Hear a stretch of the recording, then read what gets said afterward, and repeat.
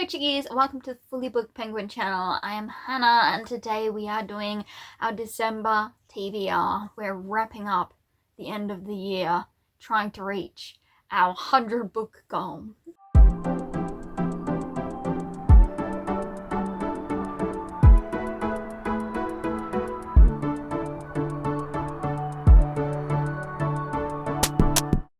Today we are going to be using the spin wheel. I'm doing it a little bit differently because last time my video glitched out when I used the wheel and I don't know what was going on there. So I've done it a little bit differently. Hopefully it doesn't bug out and make everything pixelated when I spin the wheel. Would be good. I do have a couple of books. I'm filming this before the end of November, that's why there's some books here that I am hoping to get to. But haven't, so just ignore those ones. They may still be there by December or they may not. But I have a couple of books that I want to get to. Well, I say a couple. Really, it's mainly, this is the last book of Christina Baehr's Secrets of Orndale series. It's a chunky one. Pretty much 500 pages for this one. So I definitely want to get to this one. Otherwise, I do want to continue with KM Shea's Pack of Dawn and Destiny series because I read the first one in November and I loved it, so I want to continue it before long, many moons passed. Okay, so the first spin I did, we got the prompt Storygraph recommendation. So for this one, I had to go onto my Storygraph and there's a section which recommends you things of your recent reads or what they think you'd like in, say, romance or fantasy or whatever other section that you have marked that you like. I didn't really find anything in the general area. There's a section you can go into which gives you more specific recommendations, or you can narrow down the search. And so I went into the fantasy section and I chose, I believe it's an Australian author, and it's Newt's Emerald by Garth Nix. Angle change. Okay, so Newt's Emerald is a historical fantasy young adult romance, and it is following Newt, who is to inherit this gem, this emerald, from her father on her 18th birthday, and the emerald is stolen. So she goes undercover. She disguises up with a little moustache and meets a major harlot who volunteers to help this young man find the emerald. Yeah, so it's a Regency romance fantasy kind of vibey. I think it's meant to be a bit humorous as well. So I'm going to try out Newt Emerald by Garth Nix. So that's for my Storygraph recommendation. Okay, next up we have the spin, which was new author. So I looked at my little list here. So I got out my new to me authors. I believe there probably is a few Kindle ones as well, but these are the ones on my TBR tray, and that is June by Frank Herbert. Obviously I have not read from Frank. Then we have The Villainess is a Marionette, and it is by, well, the original story is by Hanirim and the art is by Manggle. So obviously I haven't read any of them because this is the first volume. And then finally we have singNsong, are the authors of Omniscient Reader's Viewpoint. This is the first novel. And it is a married couple that wrote this one. I think I'm going to decide on this one because it's the most attractive to me at the moment. So that is Omniscient Reader's Viewpoint for novel 1. I'm not quite sure what this is about. If you are reading this, you will survive. Kill each other within the time limit or die. It is just another evening commute on the train until the passengers are given an order they can't disobey. Utter chaos ensues, but ordinary office worker Kim Dokja only feels an unsettling calm. He knows exactly how this will play out. The subway car, the passengers' reactions, even the bizarre creature that suddenly appears to oversee this sadistic scenario. Everything is straight out of his favourite story, an online novel so obscure he is its sole reader. Wow.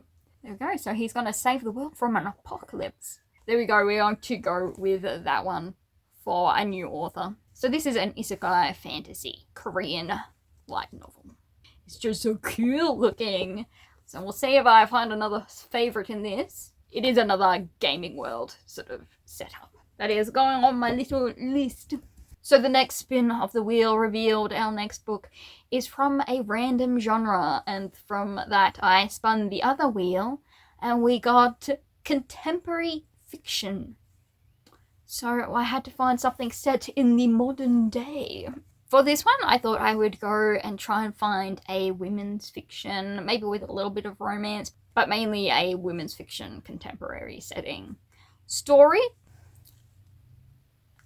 I got stabbed earlier in the hand with a needle. They took blood, and so now it sort of hurts, so I keep bumping it. So I went on to nospicebooks.com and I looked at their list. It is rather restricted at the moment, their choices, their number of books, but they only just started, so that's understandable. I did look on there and I had to find one that I could get from the library or through Kindle Unlimited, and so I discovered that The Magic of Sea Glass by Jenny Hale is available.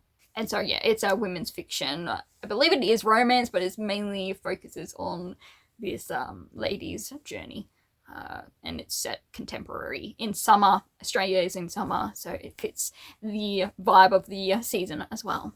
So in this one we are following Laura Sutton, who has lost her fiance, and she decides to move, packs up everything where she is, and she goes to go and run a old rundown inn, and runs into the different characters in the small seaside town.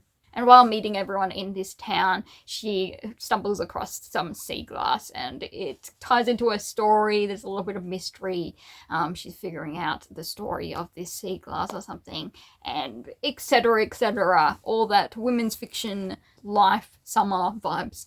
I only read the first bit of the description. I don't go into full detail. So it does say romance, but I've heard nothing that might indicate romance at this moment. Maybe there's someone in town, but I wouldn't know who that somebody is. So I guess we'll find out.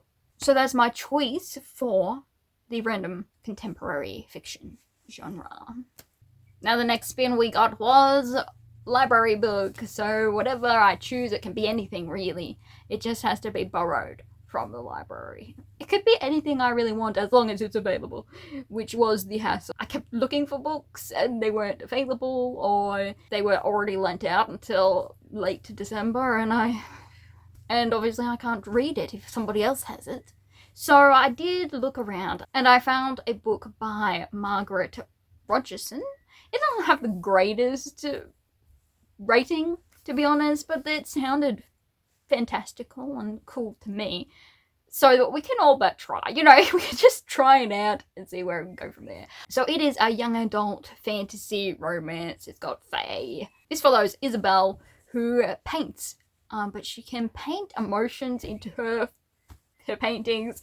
And yes, I know we tried this out with the last time with the library. We got a book where they sewed emotions into clothing, or like different magic into clothing. I'm hoping that the painting of the emotions and things into paintings, I'm hoping it works out for the better. Anyway, so she paints this portrait of a fae prince, I assume, and unfortunately she paints sorrow into his eyes, and so he decides, you know what, I'm gonna yoink, kidnap you and take you to the fae world. And that's all I've read about this book. I felt that I was up to reading about the fae and the magic yet again, and give it a new try. I've been trying books that are really highly rated and I dislike them, so maybe if I take a lesser rated book, I will love it. Hopefully. So yes, that's An Enchantment of Ravens by Margaret Rogerson. The next spin we just spun was shortest book. So I went on to Goodreads and sorted down my list of pages, and it was pretty clear in which book. It's a middle grade book. It's a war novel, and I am up to book 2 of the series. Book 2 in the Young Underground series Beyond the River by Robert Elmer. This is set during the Second World War, but I believe the twins are going to their uncle's farm. but there might be a plane crash, and as they help out the pilots, or the pilot, try and hide them from the Germans. We'll see how that is. But yeah, it's a very short one. It's 176 pages. Thus, the shortest book on my list, which makes this choosing pretty simple. Middle grade war fiction. It's also Christian as well. I just slapped my stab wound. I didn't mean to. Ouch. The next spin I did was one of your favourite authors, and I knew exactly what I was going to do for this one. Because from K.M. Shea, we are up to the second book in the Pack of Dawn and Destiny trilogy, which is part of the Magiford Supernatural series, Urban Fantasy Supernatural. And so we are up to United, which is book 2. And previously in this world, we were following Pip, who is a hunter who was adopted by a werewolf pack, and Grayson is the alpha of that werewolf pack. And we discovered some secrets at the end of the first one. So I guess we are finding out more, or resolving some more sorting out of that whole situation, because believe me, stuff's going on. I can't spoil it for you. Ooh, okay, so in this one, supposedly a wolf is attacking humans in the town nearby and forcefully turning them into werewolves. So we're going to find out who it is. It's a little bit of mystery, a little bit of investigation will take place. And I love the cast. I love the whole pack, but mainly it is the two main characters, so Grayson and Pip. They really carry the whole thing. But it's funny, it's humorous, obviously. Funny equals humorous, Hannah. Anyway, and the romance is kind of cute. Unlike before, I don't hate the male lead. There is still time for him to stuff it up. I know. But I hold hope for him, because he is a golden retriever wolf with a little bit of seriousness around the other pack members, but around Pip, he is just a puppy. So that is my choice for my favourite author, K.M. Shea's United. Did it again! I'm just gonna hold my hand here so that I don't slap it, because when I start the video, I just, I bring my hands back to myself and I just happen to just go bang right on my wound. So what spin did we do next? We spun highest rated on your TBR, and so I went again to Goodreads and sorted by rating. And I thought we were going to go back to our little TBR tray here, but no. We went back onto the Kindle because The Viking by Carrie Cotton is my highest rated on the TBR with a 4.69. And it is a Christian fiction, medieval, fantasy, historical. Is it fantasy? Is it? But I could be wrong. I believe in this one we are following Astrid, who is from the first book in the series, which was The Huntress. This is the second book in the Huntress series. And in this one we are following Astrid, who is the main girl from number 1, her friend / underling. I believe she washed up on shore and she's a Viking. Don't quote me on that. But she's obviously aligned herself with the Picts, or their queen, Queen Cyrene. But there's also the captain of the guard of the male lead, and he and this girl they're kind of at odds a lot of the time, but they are going to work together because the enemy is still lurking around. So there was definitely some chemistry between these two characters in book 1. So I'll be interested to see how that develops, or whether they go at each other's throats. I'm not sure. I guess we'll find out. Again, I don't like to read too much details into the book, but I know it's a Christian medieval fiction. Book 1 was pretty good. It had its couple of faults, but I'm intrigued to see if this new couple win me over more than couple number 1. Now, if there's one thing you don't want to spend at the very end of the year in December is the prompt, start a new series. You kind of want to be wrapping up series. Start a new series is better for January. Start a new series. So, what did I do? I decided I would treat myself, because so far we have had no manga or manhwa. And so I'm going to choose The Villainess is a Marionette. I said earlier that the original story is by Hanirim and the art is by Manggle. In this, we are following, I believe, an isekai girl again. It always is. She possesses Kaena Hill, who is the princess in a novel, The Lady of the Black Rose. But she is a beauty. But she's the biggest fool, because the princess becomes a puppet for her brother in taking over the throne, and her fate is to be married off to, well, a sod, and then die. So, of course, our girl, who is possessed, the villainess, please ignore the mower or the... You can't avoid it in spring/summer. They're going to mow like their lives depend on it. Please excuse the mow if you can hear it. So yeah, our girl decides she doesn't want to die in the future, which is fair enough. And so she has to maneuver around her brother and the emperor and a duke, I believe. So we'll see. But yeah, she's set on changing her fate so she can live. I haven't read this one before, so it's my first try. And as I say, I buy the first one and I see how I feel about it. And then we buy more if we're intrigued. This will be our start of the series, and it might be the end of the series, but I don't know. That is our 8th book choice. And I just realised we've only got 3 physical books for the month. The rest are all digital. So we'll see how this goes. Let's pick a couple more, and then we'll decide from there. So the next prompt we spun up was Mum's pick. So Mum gets to choose a read, and she actually chose book 2 in the Elven Alliance by Tara Grayce, and that is Warbound. And in this one we are following a human who has married an elf called Lasornish, but his real name is Farandel. So Essie is the princess of the humans, he's a prince of the elves. They married for an alliance because things are kind of rocky. I believe there's the orcs are attacking from the north. There's a lot of battle, a lot of politics happening, and they're trying to work together to make sure the foundation of this alliance between the humans and the elves stay, because somebody might be trying to frame the humans, because the humans know gunpowder and guns, and the elves do not have guns. They have their swords and their magic. So there's a lot of, underlying political intrigue in this series. But in this one, Farandel is going to go and visit Essie's family back in the human world. They've been with the elves, but they're going to go travel home. And yeah, see what's going on with these guns and things. So we'll have to see how that goes. But yeah, that is Warbound by Tara Grayce. I'd say the romance takes sort of a backseat to the fantasy political intrigue. But they are a married couple, so they have very cute married little moments, and because it's an arranged marriage, they're still kind of getting to know each other. It's very early stages of their romantic relationship too.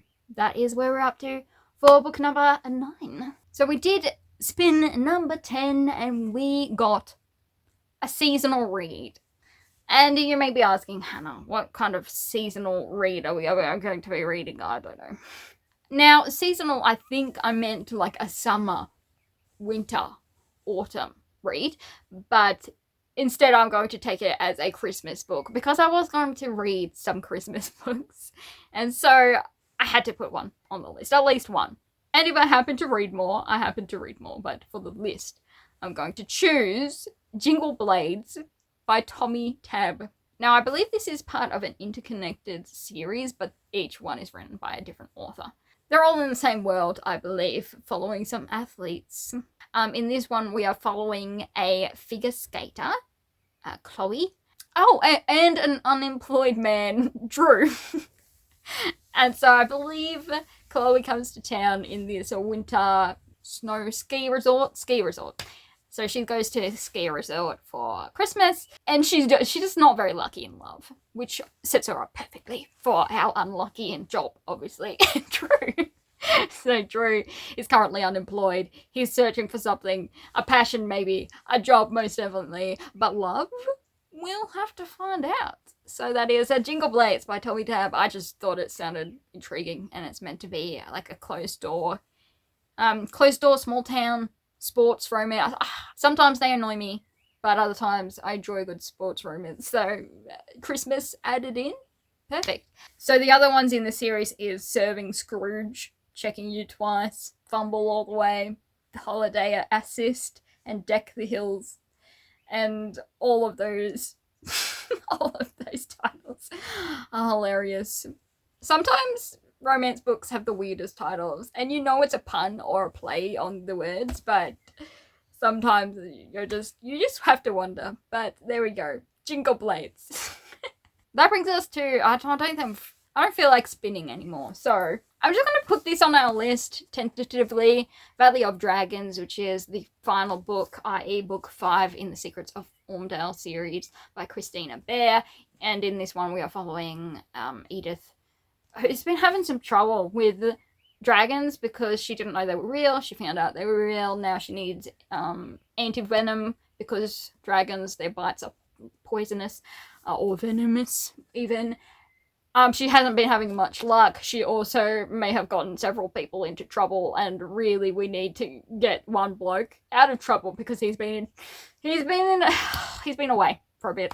And so this is the wrap up of the series. I can't spoil myself, but I guess we'll find out in the finale, because I just want to finish this by the end of the year. I think it will be good to have started and finished this series this year.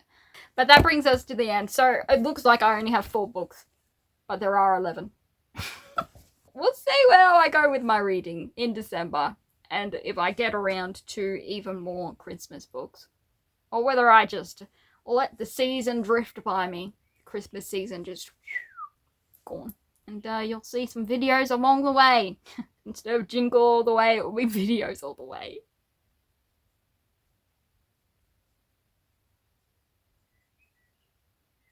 So, until next time, I hope you all have a good reading month. And I will bid you adieu. Peace.